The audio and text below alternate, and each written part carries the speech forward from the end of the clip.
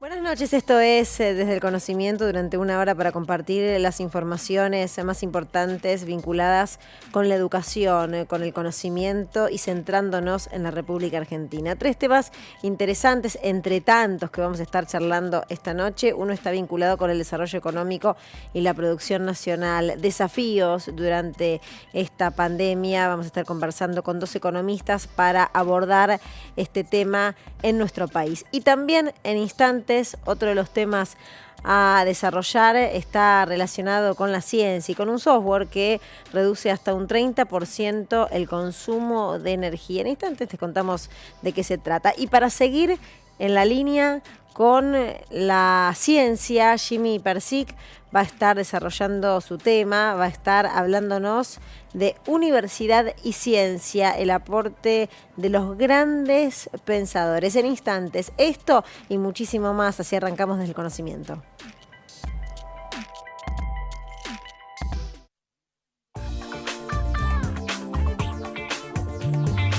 Vamos a hablar de economía, pero también vamos a hablar de la economía relacionada con las universidades. ¿Qué es lo que se debiera reformular en el estudio universitario relacionado con la economía para después ser aplicada?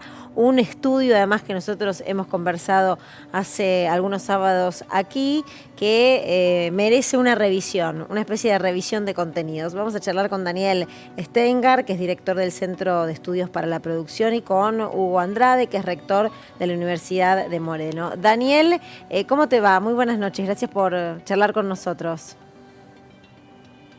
Es un gusto, ¿cómo están? ¿Qué tal? ¿Cómo te va? Bueno, partiendo un poco de este análisis, ¿qué se estudia en las universidades, en la universidad cuando se estudia economía puntualmente, que considerás que tiene que ser revisado? Depende mucho de la universidad. Hay distintas universidades, tienen distintos planes de estudios, digamos.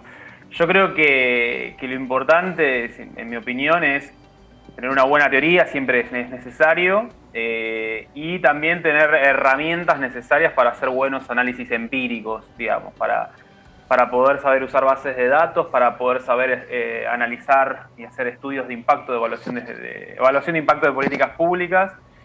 Y una cosa adicional que creo que también es necesaria, que es algo que también a la formación de la economía hace muy bien, además de tener buena teoría y buena caja de herramientas para analizar empíricamente lo que ocurre en nuestra realidad, es poder conocer el territorio, digámosle así. O sea, yo creo que es muy necesario, es algo que yo de formación soy sociólogo, no soy economista, pero laburo todo el tiempo con economistas, y algo que me cuentan es cómo les abre la cabeza ir a visitar empresas, no ir a visitar fábricas. Yo ahora por mi trabajo tuve la suerte bueno, ahora con la pandemia un poco difícil, pero de ir a visitar distintas fábricas de distintos sectores, y es impresionante lo que abre la cabeza. Uno sale quizás de lo que uno aprende en la teoría o a veces en las bases de datos, y es un complemento muy virtuoso, ¿no? El estar en el territorio, en el campo, ver cómo es una línea de montaje, cómo es un layout de una planta, y todo eso integrarlo con un marco teórico que uno aprende, y también con un buen herramental para analizar la realidad. Así que un poco yo te diría esa tríada, ¿no? Una buena teoría, una buena caja de herramientas para analizar en términos empíricos la realidad, y poder ir al territorio y ver cómo funciona la economía real. Y si querés te sumo una cuarta, si es que hay lugar, sí. Diría una cuarta cosa que creo que hace muy bien para la formación de la economía es tener una suficiente formación en historia económica. Es el laboratorio, digamos, donde se dan es el laboratorio, la historia donde se dan los procesos sociales y económicos. Entonces, por ahí es mucho pedir, pero muchos de los planes de estudio tienen eso, pero bueno, tener un justo balanceo entre esas cuatro dimensiones. Hugo, ¿qué puso de manifiesto la pandemia? ¿En qué nos expuso? Bueno, la pandemia nos expuso a todos a repensar la forma en que llevábamos la docencia en la universidad para poder enfrentar la realidad de que no se iba a producir en el aula ese proceso que solo se puede dar ahí de intercambio entre los estudiantes y los docentes. Así que fue un gran sacrificio, pero eso fue logrado y y transitamos el 2020 y lo estamos haciendo en el 2021, mejor preparados, porque el 2020 fue un año de aprendizaje, y bueno, y eso nos obligó a desplegar otras herramientas, a familiarizarnos, más que a familiarizarnos, a dominar estas tecnologías para poder seguir manteniendo la actividad docente. También los alumnos tuvieron que hacer un sacrificio mayor, porque además del problema de la conectividad, la posibilidad de interactuar, de participar, de dialogar, está muy limitada en estas herramientas. Todo está mediado por mensajes, así que el esfuerzo es mayor para poder hacer esta tarea en solitario, ¿no? La lectura, la comprensión de los textos. Sin el intercambio del aula es muy difícil, pero bueno, se está llevando a cabo de alguna manera. Hola Daniel, buenas noches. Cuando vos decís una teoría, ¿qué es una teoría? A ver, lo que me refiero es a que quizás yo a veces he visto en alguna formación que hay. Últimamente yo veo que hay un sano interés por los datos, por el análisis empírico, que eso es muy bueno, pero a veces falta marco teórico, digamos. Uno puede aprender a usar datos, pero si uno no tiene una teoría, es decir, un conjunto de ideas ordenadas que trate de explicar una relación causa-efecto, esos datos que uno puede analizar van a perder potencia. Así como a veces, yo muchas veces creo que por ahí podemos tener muy buena formación en teoría, pero si no sabemos analizarlo en términos empíricos, esa teoría va a estar un poco desligada de la realidad. Digo que a la inversa, si tenemos un fetiche con usar los datos y los números, pero no tenemos una buena teoría que trate de ligar una cosa con la otra, estamos con alguna limitación. Hugo. Después las teorías pueden ser de distinto tipo, depende de qué problemática empírica uno quiere explicar, digamos, ¿no? Qué sé yo, para explicar el crecimiento económico puede haber un marco teórico, para explicar la inflación puede haber otro marco teórico, para explicar por qué un país se desarrolló y otro no, puede haber otro marco teórico, hay múltiples, digamos, pero lo importante es tener en cuenta el rol de la teoría para poder justamente explicar procesos que se dan en el campo de la experiencia, de lo empírico. Hugo, la pregunta no va a una universidad, a la de Moreno, va al sistema universitario. ¿Qué teorías son hegemónicas en el sistema universitario? No en la realidad política, en el sistema universitario. ¿Qué pasa con las teorías económicas? Sí, yo creo que la enseñanza de la economía en las universidades argentinas, digamos, hay un marco teórico dominante, que es hegemónico, que conduce todo el trayecto curricular de las carreras, que tiene que ver con el pensamiento neoclásico, digamos, por ponerlo con un título, ¿no? Hay una mirada en la que se deposita en el mercado toda la capacidad de autorregulación para organizar una economía capitalista, y eso determina que la mirada que uno tenga visto la economía en sus partes, la economía monetaria, la economía sectorial, la economía territorial, el Estado, dentro de esa lógica, tiene un menú fijo, digamos, que además está pensado de una manera universal. Ese menú es aplicable a cualquier país, en cualquier circunstancia, en cualquier estado de desarrollo, con prescindencia de las personas, los lugares, la trayectoria que cada país ha hecho. Y bueno, eso es lo que hace que fracase frecuentemente la teoría económica, los economistas, en los países como los nuestros. En esta época hay muchas universidades que se plantean esta discusión y tratan de robustecer el proyecto de sus carreras de economía, abriendo el abanico de teorías alternativas, ¿no? Siempre, al decir alternativa, siempre estoy pensando en ese marco teórico general dominante como una explicación alternativa. Ese es un esfuerzo que especialmente en las universidades nuevas se da por ampliar este abanico de teorías, que eso también conlleva distintas miradas para abordar la cuestión de los datos que planteaba Daniel.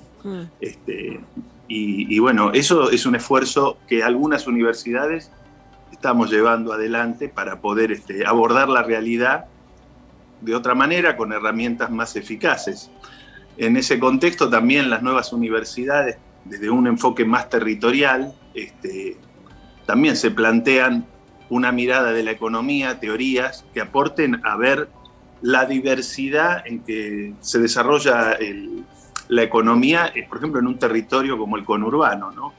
No va a ser tan fácil que en el conurbano el único agente económico que nos podamos imaginar y ver en la realidad es la empresa, la gran empresa tradicional, que es más fácil de ver dentro de ese marco teórico en las grandes universidades. Bien. En el conurbano vamos a ver emprendedores, pequeñas empresas. Sí, otra versatilidad, otra diversidad. Hugo y Daniel, muchas gracias a ambos por este contacto. Gracias a usted.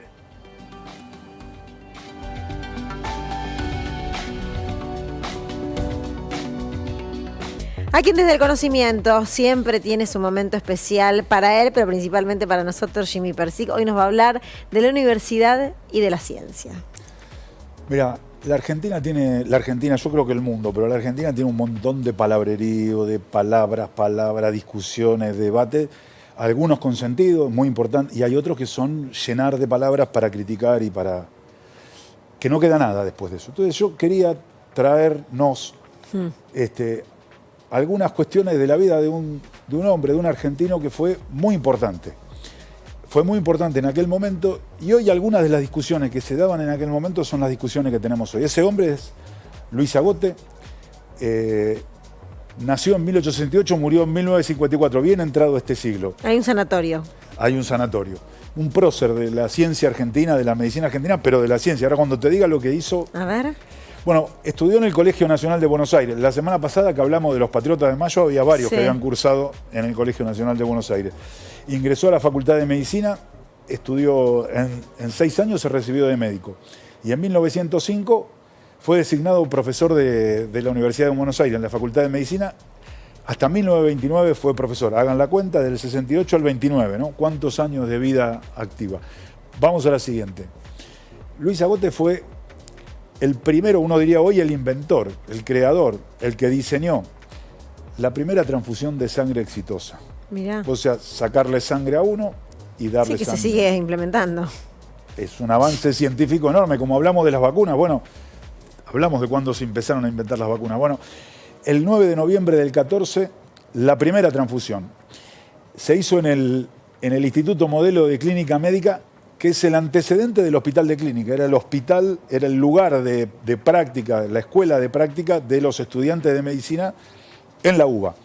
Y se le agrega citrato de sodio, que evita una cuestión científica, evita la formación de coágulos, mantiene las propiedades de la sangre, pero además no es tóxica para el receptor. Yo le saco sangre a uno y le doy a otro. Esto se daba en el medio de la Primera Guerra Mundial, además, ¿no? Vamos a la siguiente.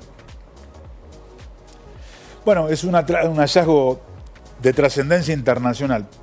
La segunda lo acabo de decir, me lo salteé, perdón, pero la tercera me parece que también es un debate de hoy. Cuando estamos, ¿por qué no está tal vacuna y por qué está tal vacuna? Y la vacuna de AstraZeneca cuesta $4, las otras cuestan 20, y la Universidad de Oxford dice que ellos lo hacían gratis si nadie cobraba, y nadie cobra, en realidad nadie tiene ganancia. Bueno, no patentarlo, sino la idea de comunicarlo de inmediatamente, para que pueda ser usado libremente y democráticamente por todos los que necesiten. Ese es un pedido. Hoy es imposible pedirlo, ¿no? Pero gritado por todas las sociedades, reclamado. Es así. En aquel momento era la guerra, era hombres y mujeres que se morían, necesitaban transfusiones de sangre. Bueno, la idea era patentarlo y comunicarlo rápido, que fuera conocimiento que estuviera rápidamente al servicio de la humanidad. Cuando hoy lo que te preguntan es cuál es la tasa de ganancia de ese conocimiento que produjiste, ¿no? Vamos a la siguiente. Bueno, este hombre además no fue solamente médico, después fue diputado, se dedicó a la política. Fue 2 veces diputado por la provincia de Buenos Aires. Uno es autor de la ley que incorpora al Colegio Nacional de Buenos Aires a la Universidad de Buenos Aires. El Colegio Nacional de Buenos Aires surgió de otra manera, pero lo incorporan a la UBA en una ley que le impulsó Agote. La segunda es Fue en el 19 se crea la Universidad Nacional del Litoral. En la Argentina, para ser una universidad pública, es una ley, lo crea el Congreso. Bueno, fue el impulsor de la ley de la Universidad Nacional del Litoral, que está en Santa Fe. En aquel momento era enorme. Llegaba a Rosario y llegaba a Corrientes y Resistencia. Y el impulsor de la creación del Patronato Nacional de Menores Abandonados y Delincuentes. Hoy nos resultaría chocante ese nombre. Sí. Pero en aquel momento, hasta hace un siglo exactamente, o más de un siglo, ocuparse de abandonados, huérfanos, sí. Hablaba de otra cabeza. Era ser un revolucionario. Eras un revolucionario, hablaba de otra cabeza. Bueno, un grande, vos fíjate que en todo lo que dijimos que hizo Agote, hay unas cuantas de las discusiones que hay hoy en la sociedad, ¿no? La tasa de ganancia, ocuparse por los más débiles, poner el conocimiento al servicio de todos, la política como eje de transformación de la vida de la comunidad, la medicina, la ciencia y ser diputado. Un tipo no tan reconocido, pero un grande de la ciencia argentina, un grande de nuestro país. ¿Qué dijo en 1915? La atención del enfermo pide algo más que la ciencia, muchísimo más delicado y más bello, que tiene sus raíces profundas e intensas en el sentimiento exquisito de la bondad, del amor, y que adquiere energías intensas ante la esperanza de contribuir a un alivio, mitigar un sufrimiento, enjugar una lágrima. Ese fue Agote. Un grande. Gracias. Gracias, Evolución. Momento de ir una pausa muy cortita en Desde el Conocimiento. Después vamos a estar hablando de una innovación muy interesante, de un aporte muy interesante de la Universidad de La Plata. Un software que reduce el consumo de energía. ¿De qué se trata? Entérate en instante, ya venimos. Momento de hablar de un software que se confeccionó en la UTN, de la Universidad UTN de La Plata, que reduce hasta un 30% el consumo de energía. ¿De qué se trata? Vamos a charlar con Lautaro Bífano, que es investigador justamente de esa universidad. Lautaro, soy Luciana Rubinska, estoy con Jimmy Persic, muchas gracias por atendernos. ¿De qué se trata este software? Un gusto, Luciana, hablar con ustedes. Este software se trata principalmente, está apuntado a las pymes, de nuestro país, ya que concentran el 80% del empleo. Entonces nosotros hemos apuntado este software a estas pymes. No significa que el software no pueda ser aplicado a otro tipo de organizaciones, como organismos de gobierno o universidades. Incluso nosotros la hemos aplicado en nuestra universidad, hemos hecho una prueba y ha dado bastante bien. El software lo pudimos desarrollar porque nosotros tuvimos bastante experiencia ayudando en la gestión energética de distintas pymes y pudimos volcar esa experiencia en este software, que es una herramienta web accesible a través de internet, y que bueno, me gustaría, no sé si no se pudo conectar José, el otro compañero. Sí, está José. ¿Querés que lo sumemos? Sí. No lo vi a José, no lo estoy viendo. Pero nosotros lo vamos a saludar y lo vas a empezar a escuchar. José, estás ahí del otro lado, José Macarone, que es director del Departamento de Ingeniería de la UTN. Gracias por el contacto. Gracias a ustedes y gracias también por producir estos programas, que la verdad que es un deleite para el que está a veces no tan acostumbrado a esto y obviamente quiere que las cosas que de alguna forma se generan en las universidades y sobre todo en las universidades públicas, que llega a la comunidad y por lo menos de alguna forma uno se vaya enterando y vaya teniendo... Recién estaba escuchando al médico que estaban ustedes entrevistando, muy bueno, así que buenas noches a ustedes, gracias, y también al público que está escuchando. Bueno, para nosotros es un mimo, porque hacemos este programa con mucho placer, con mucha dedicación y orgullosos de poder transmitir los conocimientos que se producen y que además impactan directamente en las realidades. Así que claro, te agradecemos. Te agradecemos por el elogio y también por estar en este momento contándonos de qué se trata, para ampliar un poquito lo que recién estábamos escuchando. ¿De qué se trata este software y qué podría generar? Claro, tal cual. Nada es mágico. En el mundo, si las cosas fueran mágicas, serían todo mucho más sencillos, todo cuesta esfuerzo, y justamente uno de los sectores, como seguramente estaba comentando Lautaro, el más necesitado de nuestro país, que es paradójicamente el que más mano de obra otorga a nuestro país, son las pymes. Entonces las pymes, el primer punto que nosotros tenemos en consideración es que la universidad tiene que trasladarse de alguna u otra manera a las pymes, de alguna forma, ¿no? Y en este caso, con una cuestión que hay un vacío, que es el tema del recurso natural. El recurso natural y energético, tanto en el mundo como en nuestro país específicamente, es muy escaso. Y esa escasez hay que gestionarla. Nosotros lo que estamos tratando de hacer es, en base a lo que contaba Lautaro de la experiencia adquirida, tratar de dar herramientas a esa pyme que no las tiene disponibles, que está pensando en cómo producir más o está pensando cómo llevar adelante un crecimiento o mantenerse, sobre todo en estos tiempos de pandemia. Pero bueno, esto sería como una herramienta más, no es una bola de cristal en la cual uno dice, bueno, ¿qué obtengo? ¿10, 20, 30% de ahorro? No. Esto lo que fija es un ordenamiento, fija una herramienta que bien utilizada se puede llegar a concretar sin mucho esfuerzo o con el esfuerzo adecuado un mejor desempeño. Hola, en José, esto buenas quisiera noches. comentar. Sí, buenas noches, sí, adelante. Es un software que ayuda a la empresa a ordenar su gestión energética, esa sería la propuesta tecnológica. Sí, y vos me podrías preguntar, y perdón que tutee, ¿no? No, por favor.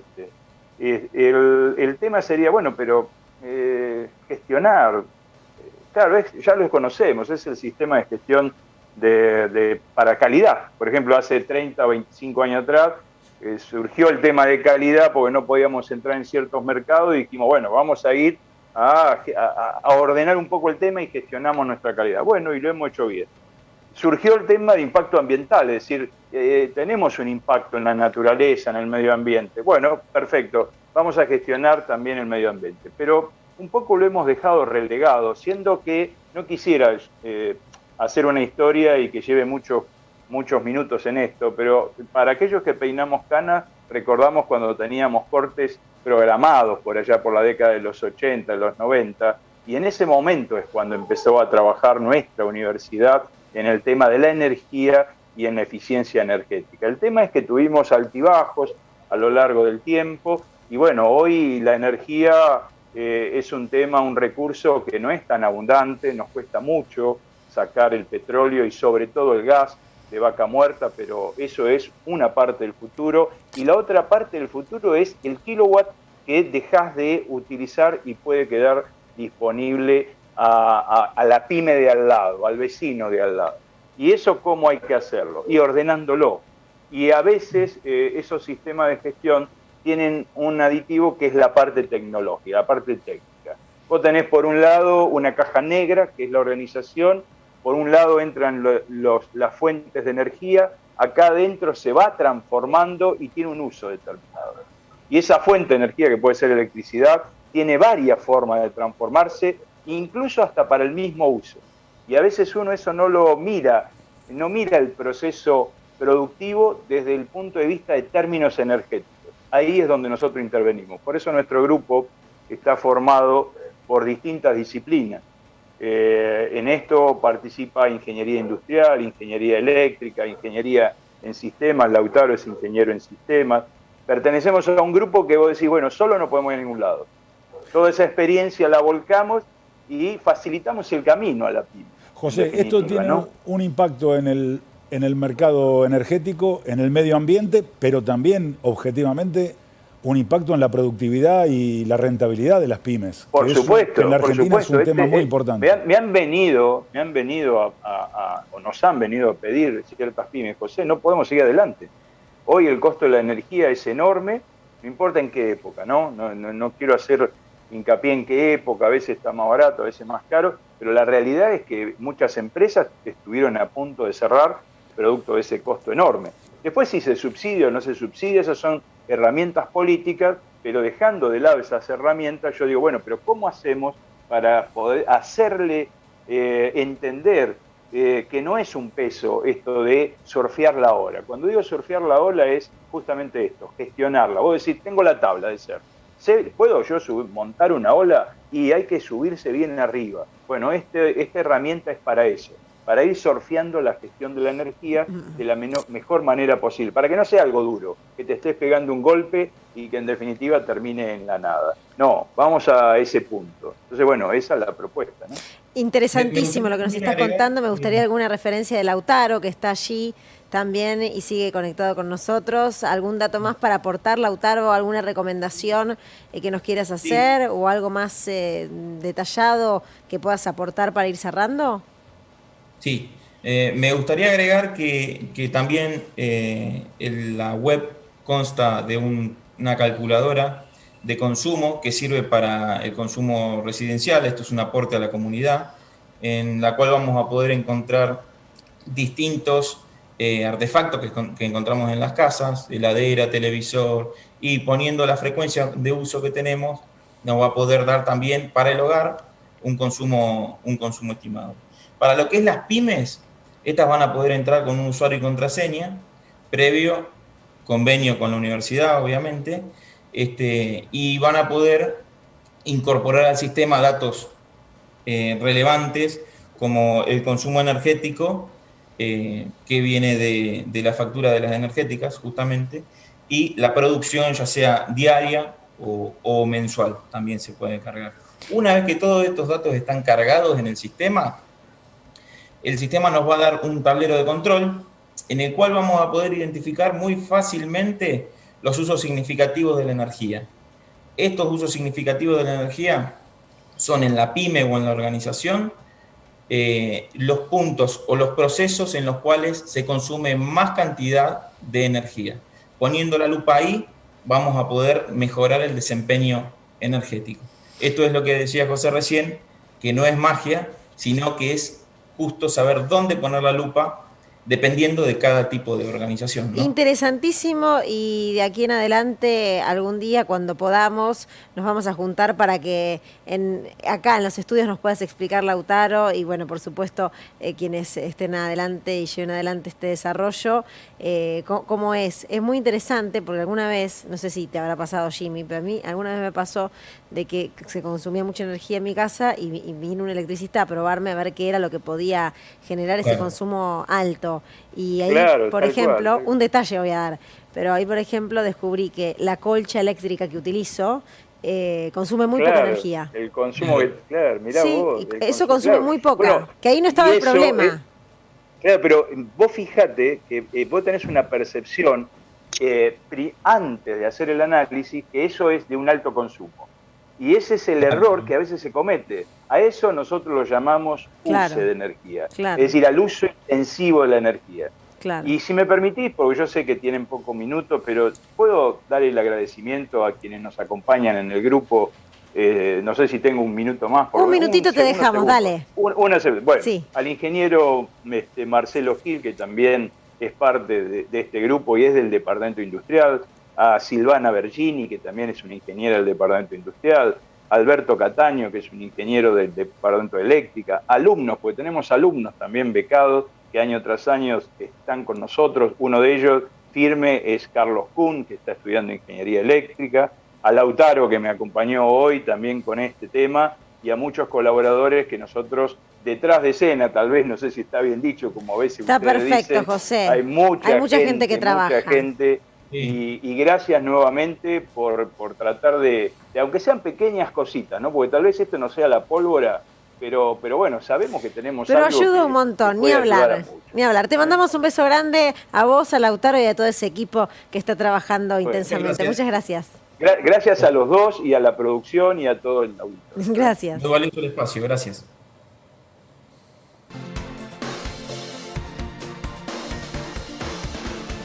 Les quiero aconsejar algo, ¿sabés qué son los medicamentos magistrales? Son los medicamentos que se elaboran en las farmacias. Muchas veces son fórmulas que no están disponibles o personalizadas para cada paciente, o bien alternativas más económicas. Durante la pandemia, la elaboración en las farmacias permitió que muchos medicamentos y productos sanitarios fueran accesibles a la población. Recordá que siempre tenés un farmacéutico o una farmacéutica cerca para consultarle lo que necesites. Consultá a los que saben, consultá a los farmacéuticos. Te lo recomienda Ceprofar, el Centro de Profesionales Farmacéuticos Argentinos.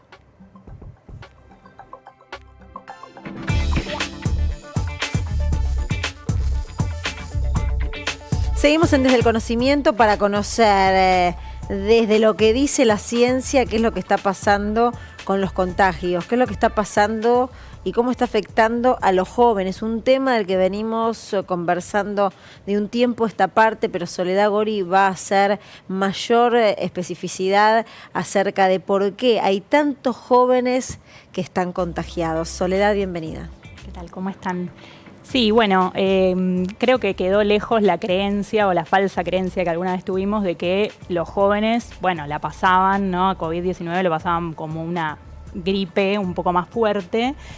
O mismo, bueno, hemos visto también profesionales de la salud, algunos bastante polémicos, que han dicho, bueno, si estás sano, si sos una persona joven, salí a tomar sol y con eso ya no alcanza la inmunidad.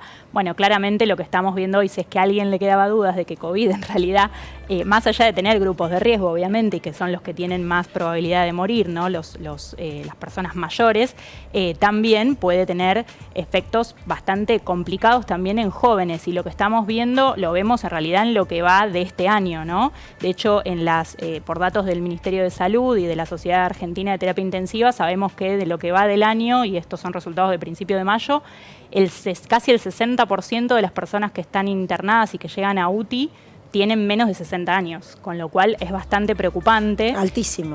Sí, altísimo. Podemos ver dos cosas. Por un lado, que quizás la disminución de los mayores en UTI tenga que ver con la vacunación, más que nada con los mayores de 70, ¿no? Por cómo va avanzando la vacunación acá en nuestro país. Pero la realidad es que se ve en la región y hasta a nivel mundial, de hecho a nivel global también se ha visto que cambió ese perfil de edad, ¿no? Como que ahora vemos que hay más contagios en personas menores de 60 años. Eso, de hecho, la OMS y la Organización Panamericana de la Salud han hablado, han hecho una alerta epidemiológica, y lo que se cree es que tiene que ver con las nuevas variantes, ¿no? De hecho, bueno, sabemos que Brasil tiene más de 90 variantes dentro de su país, pero hay algunas en particular... ¿Más de 90? Sí. No sabemos, ella dice sabemos porque habla de la ciencia. Sí, variante, sí, lo que pasa es que... Pero para variante cepa. Sí, la mal llamada cepa, en realidad se llama variante. No es Manaus nada más, hay otras. Claro, hay un montón. 90, lo que pasa... dice. 90. Claro. El punto es porque justamente a eso iba a traer un poco de ciencia en ese sentido, ahora que ya di las estadísticas. Las variantes, en realidad, todo el tiempo el virus cambia y muta, ¿no? Estos cambios son errores que se hacen cuando se reproduce, entre comillas, se multiplica dentro de las células. Este virus, en verdad, no era un virus que no creíamos que iba a mutar tanto, por sus características no es de los que más muta como si el de la gripe, por ejemplo, ¿no? La influenza. Pero le hemos dado un montón de cuerpos, ¿no? Donde desarrollarse en toda esta pandemia. Digo, hay un montón, o sea, se multiplicó cuántas veces en las personas y en muchas personas a lo largo del mundo.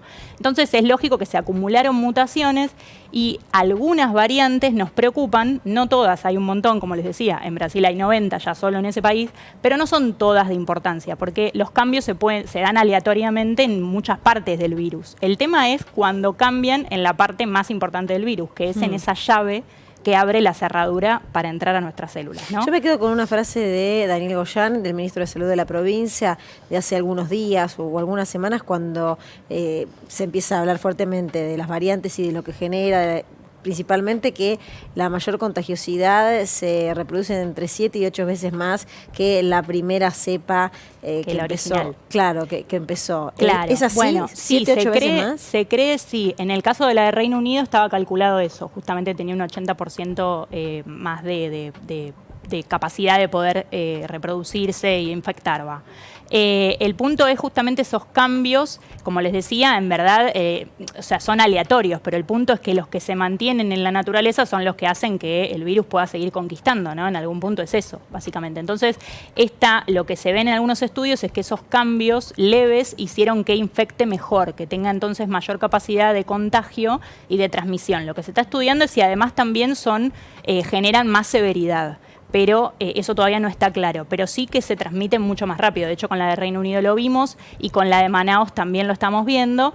Y además algunas tienen, por ejemplo la sudafricana, tiene encima menos eficacia las vacunas, así como las defensas propias de una persona que se contagió también, ¿no? O sea, no solamente las vacunas, sino ocurre también con las personas ya infectadas. ¿Por qué esto? Porque justamente lo que uno le mostró al sistema inmune es la variante original. Entonces, si cambia mucho ese virus, y por eso decimos que es tan importante bueno, cuidarnos y vacunarnos también cuanto antes, aunque sea con la primera dosis y tener una mayor protección, porque así no le dejamos al virus que siga ganando y que se escape de nuestro sistema inmune. Básicamente es eso lo que ocurre. Entonces, esos son los dos problemas que tenemos hoy con respecto a las nuevas variantes, que se transmiten mucho más rápido y que encima podrían escaparse de las vacunas, ¿no? Eso es muy peligroso y es muy alarmante. Sí. Porque si... ¿Qué significaría? Que si hay variantes donde se comprueba que las vacunas que se hicieron hasta ahora no pueden atacarlas, ¿se puede hablar de una próxima pandemia al llegar? Y esperemos que no. A ver, con la sudafricana baja la eficacia. Se cree que no, o sea, en verdad, no de lo que sería lo más severo, hospitalización y muerte, pero sí esa eficacia de ser sintomático, ¿no? De enfermarse y tener síntomas. Entonces es como que seguiríamos contagiando también. Con lo cual, sí, no está bueno y por eso lo ideal sería que, bueno, por ejemplo, se liberaran las patentes de las vacunas, pudiéramos vacunarnos, tener un acceso más equitativo, vacunarnos todo más rápidamente, empezar a contemplar que, bueno, que los jóvenes también, más los jóvenes con comorbilidades, hoy están en una posición en la cual, no te digo como los adultos mayores, porque los adultos mayores siguen siendo los que más riesgo de muerte tienen, pero la verdad que no es gratis pasar por COVID-19, aún siendo joven, digo, hay daño a veces permanente, secuelas a largo plazo, daño permanente de, por ejemplo, el bulbo olfatorio, entonces hay personas que pueden quedar permanentemente sin olfato, digo, que quizás es algo que, bueno, a uno no le preocupa mucho, pero es un cambio de vida drástico. Y otro día vamos a hablar de eso. Cuando es permanente, ¿es para siempre? Y daño permanente, sí. No sé si hay algunos tratamientos. Supuestamente estaban tratando de hacer algunas rehabilitaciones. En el caso del bulbo olfatorio en sí no sé bien, pero sí, por ejemplo, lo que tiene que ver con pulmonar, por ejemplo, hay rehabilitaciones. Bueno, entonces, hay secuelas para el próximo sábado, algo de eso, si querés preparar, va a estar bueno. Suena fuerte, pero sí, es lo que pasa. Es un poco dramática la columna de hoy, pero la realidad es que también sirve para concientizar y para que sepamos que, bueno, que los jóvenes también ahora no tenemos que seguir como creyendo que somos inmunes o que lo podemos pasar y poniéndole el pecho porque el adulto mayor no puede, sino que también nos vamos a tener que siempre cuidar. Gracias, Soledad. No, por favor, a usted.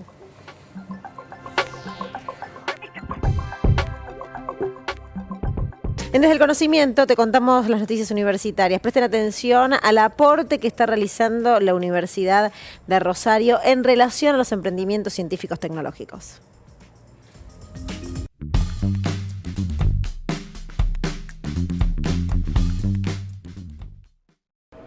Bueno, hoy ponemos en marcha la incubadora de la Universidad Nacional de Rosario, una herramienta para cortar la brecha entre el mundo de la ciencia y el sector productivo, empresarial, el desarrollo de Rosario y la región, un dispositivo de la universidad pública para acompañar a quienes tengan interés, vocación y un proyecto para poder ponerlo en marcha en 3 áreas que para nosotros son estratégicas: agro, alimentación y ambiente.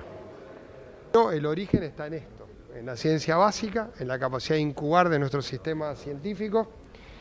Tenemos la decisión del rector, tenemos el acompañamiento de provincia y municipio, en nuestro caso también una ordenanza que el Consejo aprobó de un fondo de inversión de riesgo ligado precisamente a este desarrollo, y ahora tenemos una incubadora en el propio ámbito de la universidad, en un edificio nuevo, espectacular.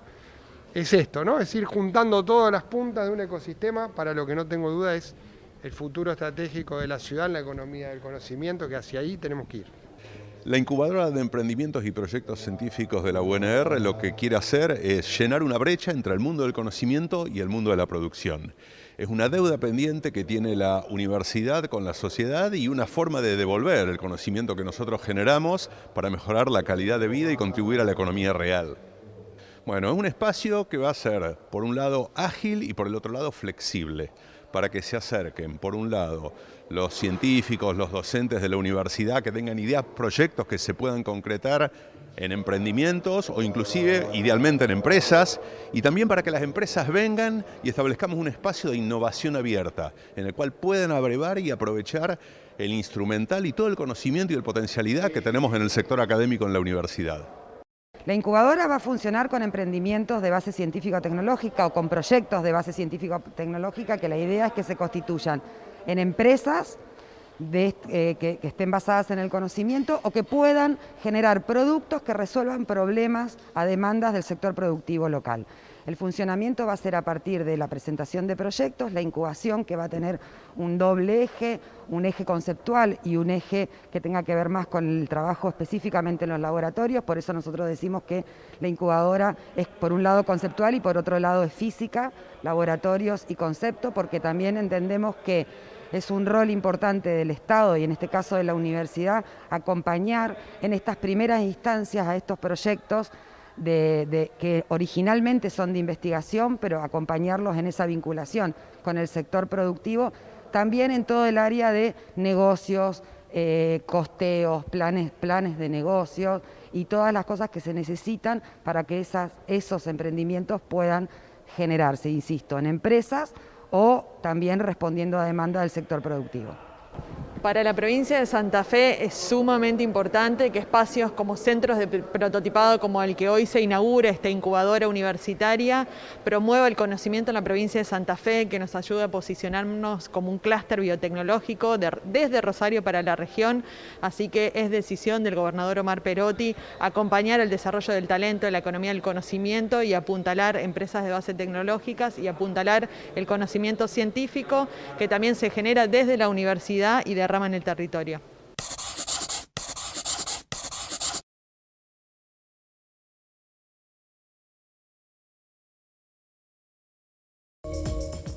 Vamos a escuchar la historia de Abigail, que estudia en la UTN de La Plata. Estudio Ingeniería en Sistemas de Información. Elegí la UTN porque tuve un profesor en la secundaria que se recibió de ingeniero en la UTN de La Plata y me re gustaron todas las materias que él nos enseñó, además que esta carrera no estaba en otras universidades públicas de La Plata. Obviamente que cada una tiene sus pros y sus contras. Por un lado, con la presencialidad, como en la facultad no tenemos muchas cosas con que distraernos, es más fácil prestarle atención al profesor que está adelante enseñándonos algo. En cambio, en nuestras casas, con el tema de la virtualidad, tenemos todas las comodidades y por ahí es mucho más fácil distraerse. Pero aún así me favoreció muchísimo la virtualidad por el tema de que el tiempo que antes gastaba en el viaje desde mi casa hasta la facultad, ahora lo pude usar para estudiar. Así que yo diría que ambas, porque también se extraña mucho la presencialidad. Me veo trabajando como ingeniera de alguna empresa, pero además de eso me gustaría poder enseñar como profesora en alguna facultad, ya que eso es lo que a mí me gusta hacer. Quizás le sumaría más actividades que nos planteen hacer exposiciones o dar charlas frente a otros, ya que eso también nos va a ayudar mucho después en el ámbito laboral. Espero poder terminar de cursar todas las materias de la carrera, pero también poder disfrutar este último tramo que me queda, ya que sé que después van a venir nuevas etapas con trabajo y nuevas responsabilidades, así que también quiero poder disfrutar el último tramo que me queda de la carrera. Seguimos en Desde el Conocimiento. ¿De qué se trata el proyecto del Museo Aerosolar? Se lo vamos a preguntar directamente a Carlos Almeida, que es justamente coordinador de este proyecto. Carlos, soy Luciana Rubinska, estoy con Jimmy Persic. Buenas noches. Gracias por atendernos. ¿Cómo le va? Buenas tardes, Luciana. Buenas tardes, Jimmy. Bueno, muy bien. Acá con una noticia inesperada. El Museo Aerosolar, que ahora charlamos de qué se trata, fue generado en las entrañas de José León Suárez y está hoy expuesto en la Bienal de Arquitectura de Venecia. ¿De qué se trata el proyecto? ¿Con qué nos vamos a encontrar? Bien, es en ocasión de el primer Congreso de Arte y Ciencia de los Cielos que se realizó en la Universidad Nacional de San Martín. Decidimos realizar un proyecto del arquitecto y artista Tomás Araceno, que es un argentino tucumano que está radicado en Berlín, que se trata de un proyecto artístico de código abierto. Es un proyecto que se realizó en 21 países del mundo y nosotros realizamos nuestra versión. Se trata de pegar bolsitas o envoltorios para construir un globo de unos 15 metros de diámetro, unos 4 pisos de altura aproximadamente. Este es un enorme proyecto que involucra muchísima gente. Entonces la universidad decidió desde la Cátedra Laboratorio Inflable de la Escuela de Arte y Patrimonio realizar este proyecto con muchos sectores de la comunidad. Involucró a la gente de el Instituto de Arquitectura, del Instituto de Investigaciones Ambientales y también a la comunidad no académica, pero que integra el territorio UNSAM, el territorio educativo de San Martín. Así incorporamos a la planta recicladora de residuos sólidos urbanos, Bellaflor, y a el CUSAM, que es una sede de nuestra universidad que está en el interior de un complejo penitenciario. Hola Carlos, buenas noches. ¿Cómo vinculan este objeto artístico y la Bienal de Venecia con la problemática socioambiental o con el cuidado de la casa común? Bueno, mira, por la planta recicladora pasan 100 toneladas diarias de residuos que si no fueran tratados, separados y reorganizados para el reciclaje, serían enterrados en el relleno sanitario del SEAMSE. Entonces, lo que sucedió con este objeto propuesto por Tomás Araceno es que no solo se reciclaron esas bolsas que son altamente contaminantes, sino que también se reciclaron a las personas, se recicló la posibilidad de expresión de personas que en su vida habían imaginado que podían generar semejante producción comunitaria y colectiva. Y aquí participan la universidad, todas las instituciones que ustedes dicen, y ustedes lo definen como territorio UNSAM, eso. Territorio UNSAM, sí. La Universidad de San Martín tiene los ojos puestos claramente en el territorio donde está viviendo, conviviendo. Por eso tenemos una escuela secundaria técnica que brinda educación a los adolescentes de esta zona.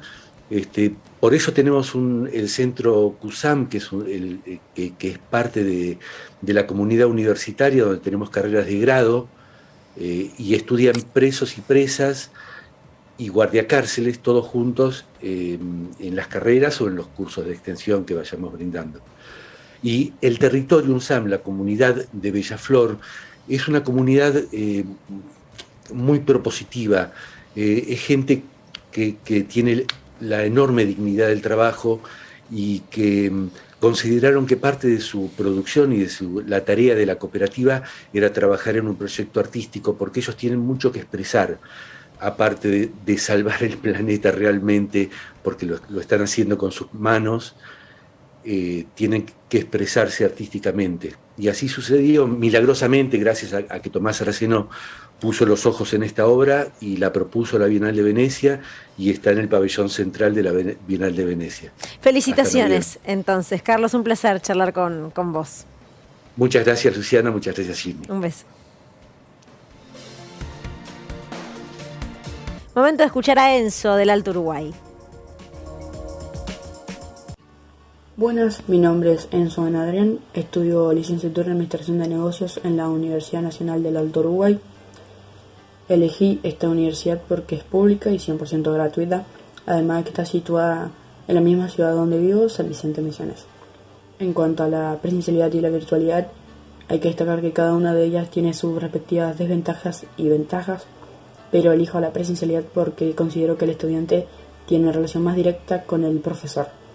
Pero también comparto la idea de que nos adaptemos a una era más tecnológica. En cuanto a qué me gustaría trabajar cuando me reciba, me gustaría emprender mi propia empresa. En cuanto a qué le sumaría a la carrera, le sumaría una parte más práctica, como pasantías en empresas o negocios. En cuanto a qué espero de este 2021, espero aprender nuevos conceptos y nuevas experiencias que le den a mi formación como licenciado una mejor calidad. Muchísimas gracias. Desde el conocimiento queremos conocer, porque esa es nuestra búsqueda permanente, cuáles son las conclusiones a las que llegaron a través de un estudio en el Hospital de Clínicas. Un estudio donde se analiza un componente que tiene el cabello del ser humano. Y es interesante poder charlar sobre este tema. Vamos a tomar contacto con Damián Zopati, que es jefe de la División Estadística, Archivo Médico y Egresos del Hospital de Clínicas José de San Martín. Damián, soy Luciana Rubinska, estoy con Jimmy Persic. ¿Cómo te va? Buenas noches. Buenas noches, ¿cómo les va? Gracias por comunicarse. Damián, contanos de qué se trató el estudio, ¿Cómo se analizó y a qué conclusiones llegaron con el personal de salud? Bueno, un estudio muy interesante, un estudio de investigación que lo hicimos el año pasado, esto fue en el año 2020, en plena pandemia, ideado y dirigido por la doctora Viviana Fabre, que es la jefa del Laboratorio de Endocrinología Clínica del Hospital de Clínicas, donde intentamos cuantificar, objetivar por primera vez el estrés, no solamente con autoevaluaciones y encuestas psicológicas, sino también mediante la cuantificación de lo que es la concentración de cortisol en el cabello.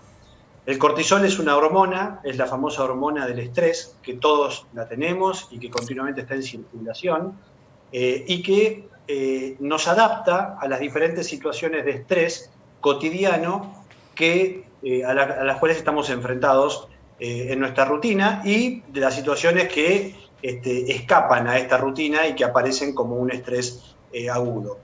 Esta es la hormona que nos permite enfrentarnos al estrés, sea en forma aguda o en forma crónica.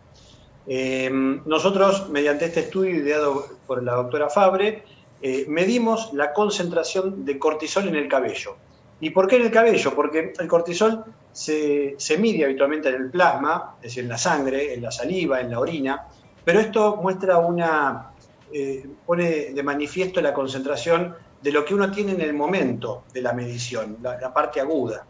En cambio, en el cabello el cortisol se va depositando y el cabello va creciendo. Entonces nosotros cortando el pelo, un pedacito de pelo muy chiquito con una extensión de 3 centímetros, podemos analizar la concentración y vamos hacia atrás en el tiempo, midiendo la concentración de cortisol de los últimos 3 meses, porque entendemos que en promedio el cabello crece 1 centímetro por mes.